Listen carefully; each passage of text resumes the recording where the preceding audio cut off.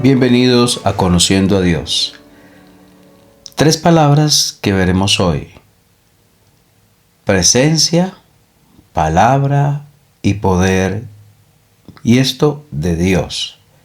Éxodo capítulo 7, versículo 1 al 7 dice: Jehová dijo a Moisés: mira, yo te he constituido Dios para Faraón, y tu hermano Aarón será tu profeta. Tú dirás todas las cosas que yo te mande, y Aarón, tu hermano, hablará a Faraón para que deje ir de su tierra a los hijos de Israel. Y yo endureceré el corazón de Faraón y multiplicaré en la tierra de Egipto mis señales y mis maravillas. Y Faraón no os oirá, mas yo pondré mi mano sobre Egipto y sacaré a mis ejércitos, mi pueblo, los hijos de Israel, de la tierra de Egipto, con grandes juicios.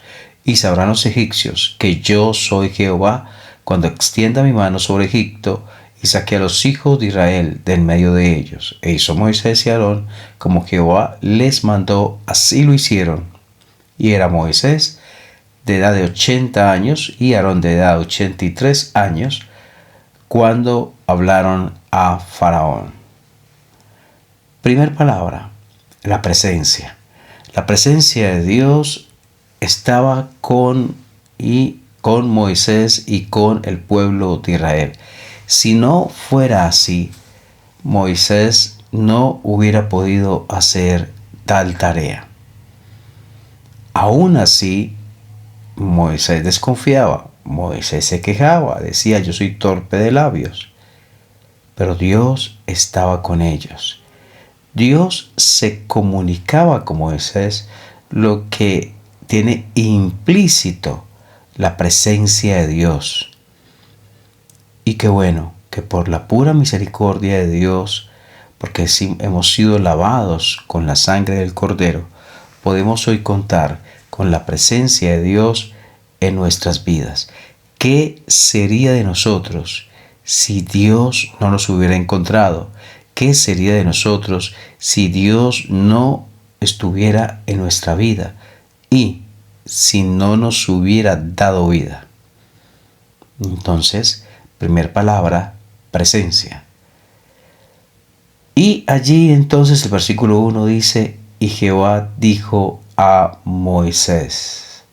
Versículo 2: tú dirás todas las cosas que yo te mande, dice Dios a Moisés. La segunda, el segundo término, para no repetir, el segundo término sería palabra. Palabra, no solamente palabra, la palabra de Jehová, la palabra del Señor. Ella cambia todo. Ella tiene poder en sí mismo. La importancia del mensaje de Moisés no radicaba en la grandeza de Moisés, ni radicaba en la crianza de Moisés, ni que en el tiempo atrás fue considerado hijo de la hija de Faraón. No. El mensaje, la importancia del mensaje de Moisés reposaba en quién dio ese mensaje o dónde se origina ese mensaje, y es que es en Dios. Es palabra del Señor. Y ojalá nosotros apreciemos la palabra de Dios precisamente porque es eso, de Dios, porque es palabra de Dios. La apreciemos, la meditemos, la escuchemos, la leamos, la memoricemos y la practiquemos. Entonces, primer palabra, presencia, presencia de Dios. Segunda palabra, segundo término, palabra, palabra de Dios. Y el tercer término sería, vamos en versículo 3, dice: y yo endureceré el corazón de Faraón y multiplicaré en la tierra de Egipto mis señales y mis maravillas.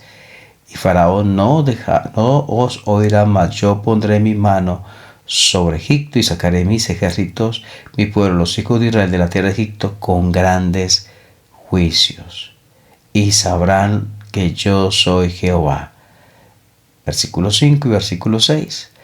Dice, cuando extienda mi mano sobre Egipto, saqué a los hijos de Israel del medio de ellos. Esto nos habla del poder de Dios.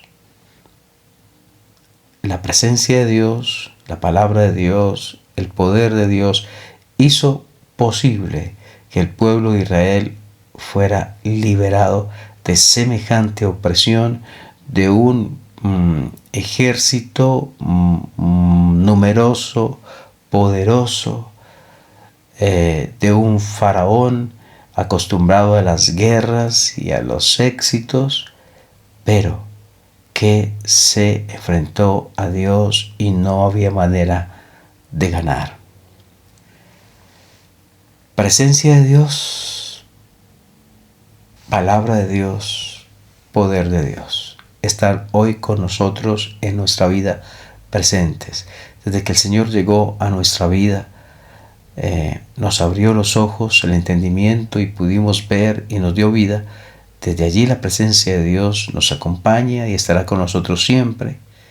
La palabra de Dios nos alimenta y el poder de Dios nos sostiene.